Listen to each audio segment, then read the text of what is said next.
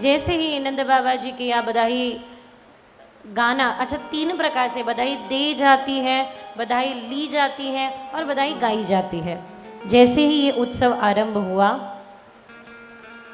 कहते 1 वर्ष तक, संपूर्ण 1 वर्ष तक गोकुल में किसी के घर का भी चूल्हा नहीं जला। सब लोग आते और नंद बाबा यशोदा मैया की यहाँ प्रेम से भोजन पाते, भाव से भोजन पाते। तो ऐसे कतारे पंक्ति बैठने लगे।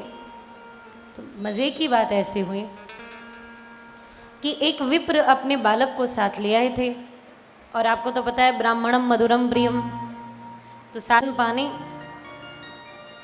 छोटा सा लाला बैठ गया, वो भी भोजन पा रहा था। एक निवाला लड्डू का खाएं और एक पानी पिए, एक निवाला लड्डू का खाएं और एक बार पानी पिए। तो ऐसा चल रहा था उसका उपक्रम। तो पिताजी ने उसको जोर से चमाट लगाई, चुम पानी पीने आए हैं, लड्डू खाने आए हैं। तो वो कहने लगा, पिताजी आपको पता ही नहीं, अरे एक निवाला खाओ लड्डू का और पानी का पियो तो पेट में कैसे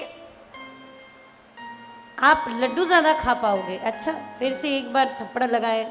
अब क्यों थप्पड़ लगाई, मैंने तो बता दिया आपको। कहने लगे, पहले क्यों नहीं बताया, मैं भी लड्डू और खाता थोड़े 2-4।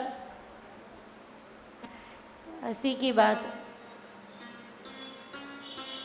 अच्छा, बधाई गाते समय जो गरीब गरीब गोपिकाएं हैं, धनवान गोपिका तो स्वर्ण के पात्र में स्वर्ण के पात्र लेकर आ रही हैं, उससे से थोड़ी सामान्य सी गोपिकाएं चांदी के पात्र लेकर आ रही हैं, और एकदम जो गरीब गरीब गोपिका है, सामान्य परिवार से है, वे मिट्टी के बर्तन में भगवान के लिए माखन मिश्री ले आ रही है और बड़े प्रेम से नंद नंदन भगवान को माखन मिश्री पवा रही है।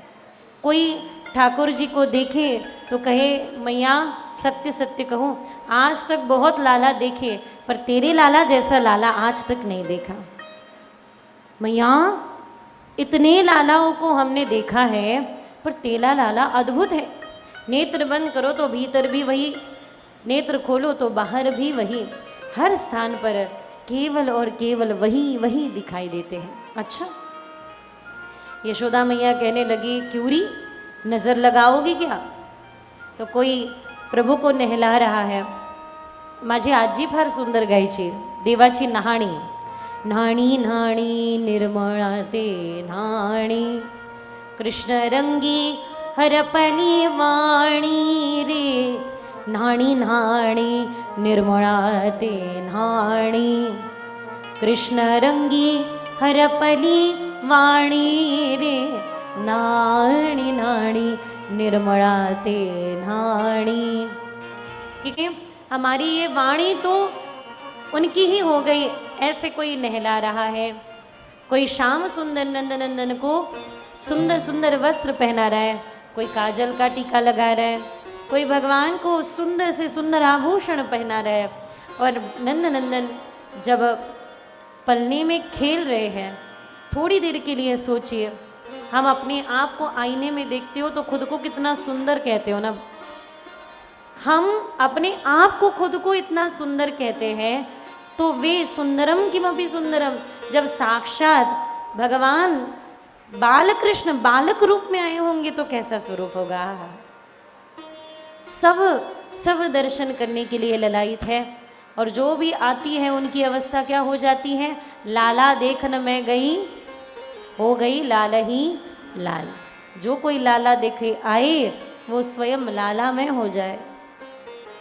ऐसे भगवान प्रकट हुए हैं। कभी कभी ऐसे लगता है पंख होती तो उड़ आती रे। कोई यदि मुझे कभी कहे कि क्या चाहती हो, तो मैं यही कहूँगी कि उस देश में ले जाओ जिस देश में वे बाल लीला करते हैं, जिस देश में वे नित्य रास करते हैं, उस देश में